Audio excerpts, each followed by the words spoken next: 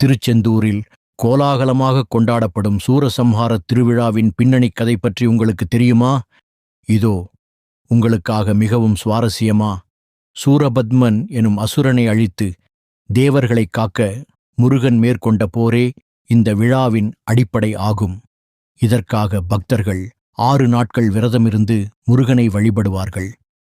போரின் இறுதி நாளான 6ஆம் நாள் திருச்செந்தூர் கடற்கரையில் சூரசம்ஹாரம் நடைபெறும். முருகன் தனது சக்திவேல் கொண்டு அசுரனை எதிர்கொள்வார்.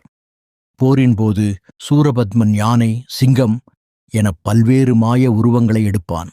இறுதியில் கடலுக்கு நடுவே பெரிய மாமரமாக நின்றான். முருகன் தனது வேலை ஏவி அந்த மாமரத்தை 2ஆக பிளப்பார்.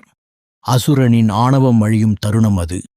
பிளவுபட்ட மரத்தின் ஒரு பகுதியை மயிலாகவும் மற்றொரு பகுதியை சேவலாகவும் மாற்றி அசுரனுக்கும் மோட்சம் அளித்து தன்னுடனேயே வைத்துக் கொள்வார் நம்முடைய முருகன். மறுநாள் தேவர்களுடன் முருகன் வெற்றி கோலம் பூணுவார். இதுவே திருக்கல்யாணம் எனச் சிறப்பாக கொண்டாடப்படுகிறது. ஆக இவ்விழாவின் முக்கிய நோக்கம் தீயவை ஒழிந்து நல்லவை வெற்றி பெறுவதை குறிப்பதே இந்த திருவிழா.